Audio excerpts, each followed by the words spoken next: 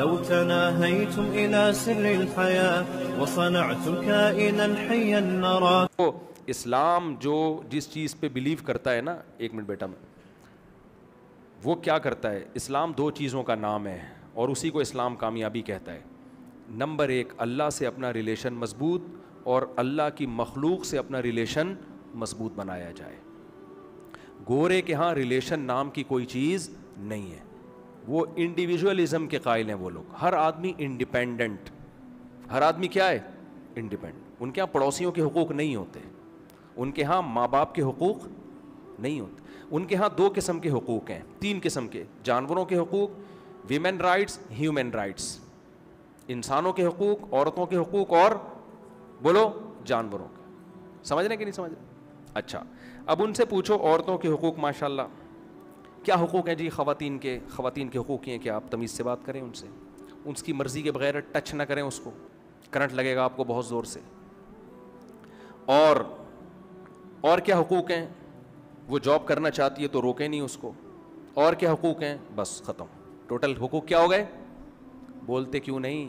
ختم. ٹوٹل یہی حقوق ہیں. اور اس سے ہم بڑے متاثر ہوتے ہیں یار، خواتین کے حقوق تو ویسٹرن کلچر میں ہے یار، کوئی چھیڑ نہیں سکتا کسی خاتون کو، کوئی چھیڑ نہیں سکتا. کسی مرد نے ذرا سا ٹیڑھی نگاہ سے دیکھا، فوراً پولیس بلاتی ہے اور پولیس اٹھا کے اس آدمی کو اندر. کیا رائٹس ہیں یار، واٹ آر رائٹس. جب کسی نے کسی کے رائٹ چھیننے ہوتے ہیں نا تو مبہم اور مجمل حقوق بیان کیے جاتے ہیں. سمجھ رہے ہیں؟ مثال کے طور پر ہم کہیں ہماری اسٹیٹ پاکستان ہے، پاکستان کے کیا حقوق ہیں، اور میں کہوں حقوق یہ ہیں کہ آپ پاکستان کو برا بلا نہ کہیں، تو یہ کوئی حقوق ہوئے؟ نہیں بھائی، حقوق کی ڈیفینیشن ہے. ملک میں اگر جنگ مسلط ہو تو ہم نے کنٹری کا ساتھ دینا ہے، اپنی جان کی پرواہ بولو نہیں کر. جب ڈیٹیل میں جائیں گے نا ایک ایک چیز، اس کو کہتے ہیں حقوق. کوئی اسٹیٹ کے خلاف آواز اٹھا رہا ہے، تبھی میں آج نوجوانوں سے کہتا ہوں یہ جو سوشل میڈیا پہ، میں کوئی فوج کا بوٹ پالیشیا نہیں ہوں، جب بھی کوئی پازیٹیو بات کرتا ہے نا لوگ پٹھو کہنا شروع کر دیتے ہیں، حکومتی پٹھو. ہمیں ملک سے محبت ہے، ہمیں نہ اسٹیبلشمنٹ سے نہ کسی سیاستدان سے. ہمیں سب سے پہلے کس کو بچانا ہے؟ کنٹری کو. آپ کے پاس کوئی اگر آلٹرنیٹ آرمی موجود ہے تو آپ اس کو گندا کرتے رہیں. آپ بولیں ہمارے پاس ایک اسپیئر میں ایک اور آرمی رکھی ہوئی ہے. اگر انڈیا سے بچانے کے لیے، دہشت گردوں سے بچانے کے لیے آپ کے پاس اس آرمی کے علاوہ کوئی آپشن نہیں ہے تو بھائی یہی ہمارا باپ ہے. پھر سمجھ رہے ہو؟ ہم لڑیں گے، اپنے مسئلے اپنے گھر میں بیٹھ کے حل کریں گے. انڈیا کو خوش ہم، ابھی سوشل میڈیا ہمارے کنٹرول میں نہیں ہے. ابھی جو کچھ پروپیگنڈا ہو رہا ہے وہ انڈیا اور را کر رہی ہے، وہ اسرائیل کر رہا ہے، ہم اس کے اعلی کار بنے ہوئے ہیں.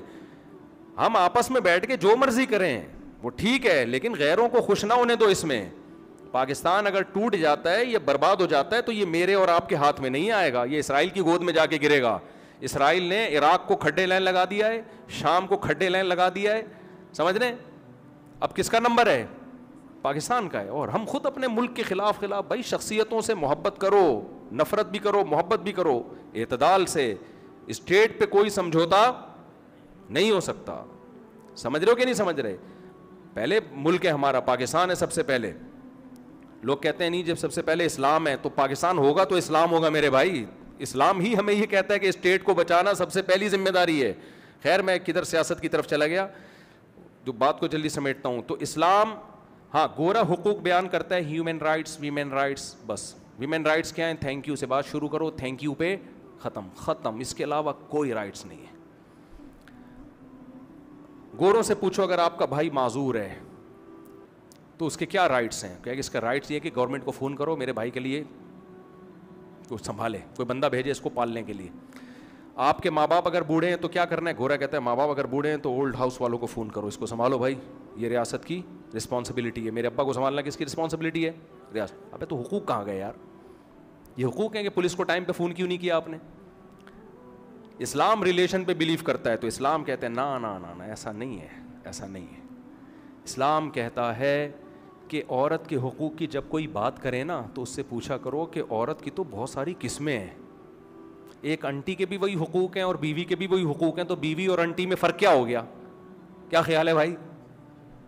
اماں کے بھی وہی حقوق ہیں جو عام انٹیوں کے ہیں، تو اماں میں اور انٹیوں میں فرق ہوا؟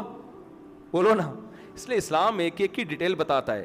اسلام کہتا ہے عورت اگر ماں کی شکل میں ہے تو اس کے حقوق یہ ہیں, اپنی دولت اور اپنا مال جب خرچ کرنا ہے تو اس کا سب سے پہلا حق کس کا ہے تمہاری دولت پہ؟ ماں اور باپ کا. اگر وہ بھوکے سو رہے ہیں, یہ گورنمنٹ کی رسپانسبلٹی نہیں ہے, یہ کس کی رسپانسبلٹی ہے؟ تمہاری.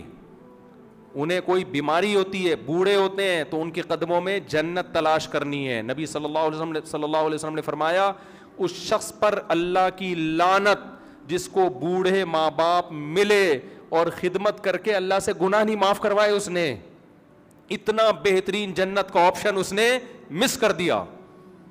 یعنی بوڑھے ماں باپ کی خدمت کر کے جت جاتا ان کی خدمت میں, اللہ اس کے سارے گناہوں کو معاف کر کے, اس کو کچھ جو اس سے ماضی میں کوتاہی ہوئی اللہ مٹی پھیر دیتا, اس پانی پھیر دیتا. اتنا بہترین آپشن اس کمبخت نے ضائع کر دیا. اور گورا کیا کر رہے ہیں, ان کو اٹھا کے اولڈ ہاؤس, گورنمنٹ پالے گی. خود ماں باپ کہہ رہے ہوتے ہیں میں وہاں پہنچا دو. تو رائٹس اور ریلیشن میں فرق ہوتا ہے میرے بھائی. جب آپ بوڑھے ماں باپ کی گھر میں خدمت کرتے ہو تو رائٹس بھی دیتے ہو, اور اس سے ماں باپ سے آپ کا ریلیشن بھی, بولتے کیوں نہیں, مضبوط ہوتا ہے. پھر اسلام نے کہا کہ اولاد کی صورت میں بھی حقوق ہیں. اب وہ لوگ اعتراض کرتے ہیں کہ یہ مسلمان لوگ بیٹی کو آدھی وراثت دیتے ہیں, بیٹے کو دگنی. ان کے ہاں مرد اور عورت میں فرق ہے, خود 1 روپے بھی نہیں دیتے.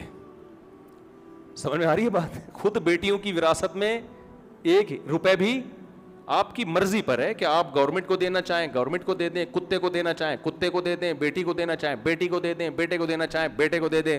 اللہ نے کہا یہ تمہاری چاہت پہ نہیں ہے, تمہاری اولاد کا تمہاری وراثت میں حصہ ہے, تم ان کو اس وراثت سے محروم نہیں کر سکتے. پھر ہم اللہ میاں سے پوچھتے ہیں اللہ اگر ہم نے 3 کروڑ چھوڑے, 2 کروڑ بیٹے کو مل رہا ہے, 1 کروڑ بیٹی کو مل رہا ہے, یہ تو ویمن رائٹس نہ ہوئے, بیٹی کا تو نے آدھا رکھ دیا. تو اللہ جواب میں کیا کہے گا, بھائی جب بیٹے کی شادی ہوگی تو خرچہ کس کے ذمے ہوگا؟ کسی کی بیٹی کا خرچہ کس کے ذمے ہوگا؟ اس کے شوہر کے ذمے. ولیمے کا خرچہ, مہر کا خرچہ, ساری زندگی نان نفقے کا خرچہ, اس کی جو بچے پیدا ہو رہے ہیں ان کمبختوں کا خرچہ. استغفر اللہ. یعنی جو لوگ پریشان ہوتے ہیں نا, آپ کا بیان سن کے ہم بچے پیدا کرتے ہیں خرچہ بڑھ گیا ہے, تو میں ان کی زبان میں کروں, کمبخت ہوتے نہیں ہیں, تو ان کمبختوں کا خرچہ باپ کے ذمے. اولاد کا خرچہ اللہ نے ماں کے ذمے 1 روپے بھی نہیں ڈالا, چاہے ارب پتی ہو, بیوی ارب پتی ہو, اس کا سارا نان نفقہ اس کے شوہر کے ذمے, چاہے وہ رکشا چلاتا ہو. اس کو کہتے ہیں حقوق, اس کو کیا کہتے ہیں؟ رائٹس.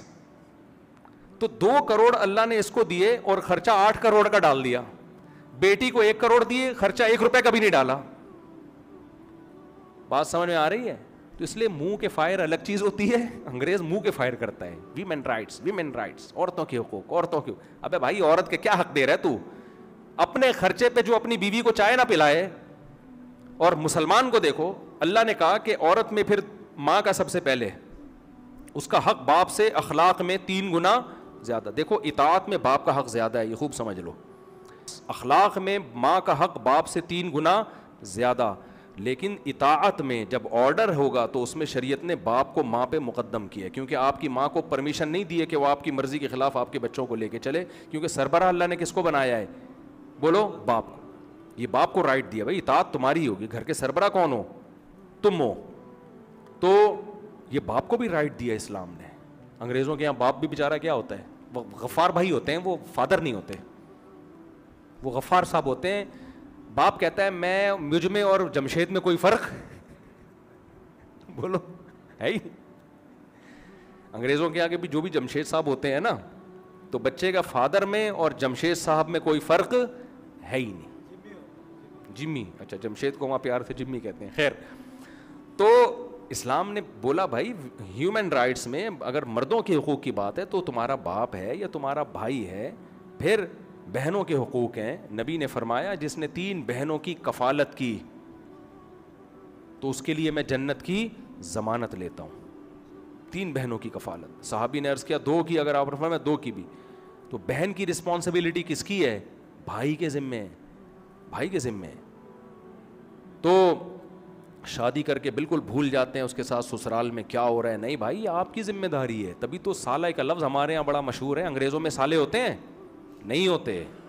سالے ہمارے یہاں ہوتے ہیں ان کو پتہ ہوتا ہے کہ یار میں اپنی بیوی کو تنگ کروں گا تو یہ تو کچھ نہیں کر سکتی, لیکن اس کے پیچھے بھائی بہت ہیں.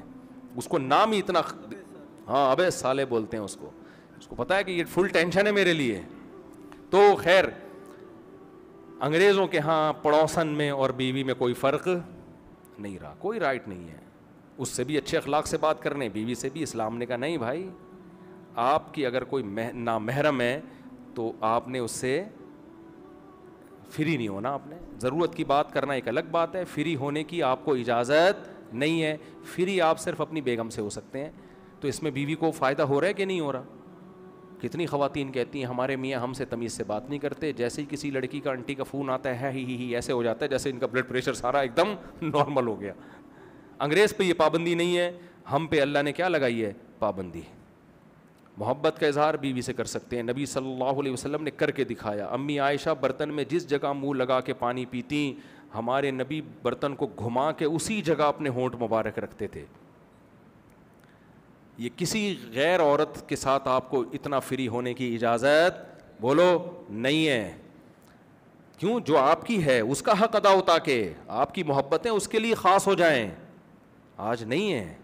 کتنی خواتین پریشان ہیں کہ میرا میاں ایسے, میرا میاں ویسے.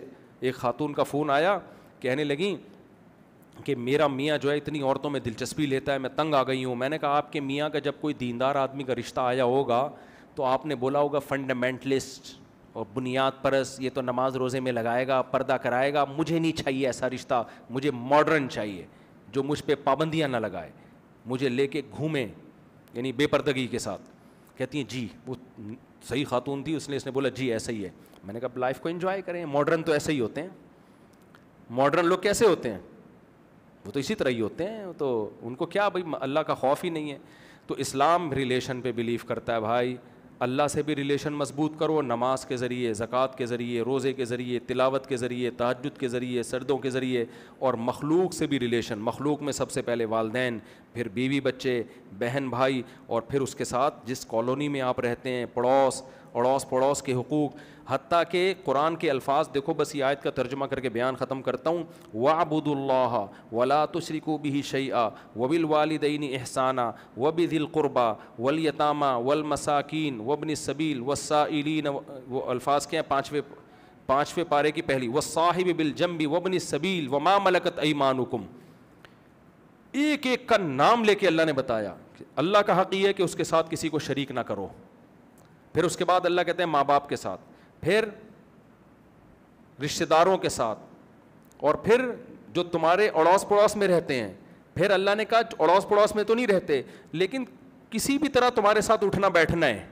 آپ کا کوئی کلیگ ہے آفس میں آپ کے ساتھ بیٹھتا ہے, آپ سفر کر رہے ہو آپ کے ساتھ سفر میں ہے, اللہ کہتے ہیں ہر ایک کے ساتھ کیا کرنا ہے؟ اچھا سلوک. وما ملکت ایمانکم, اور تمہارے جو ملازمین ہیں ان سے ساتھ بھی کیا کرنا ہے؟ اچھا سلوک. تو ایک ایک کا بیان کر رہا ہے نا اسلام, اور پھر ان کے ساتھ اچھا سلوک کیسے کرنا ہے اس کی تفصیل بھی بیان کی جا رہی ہے.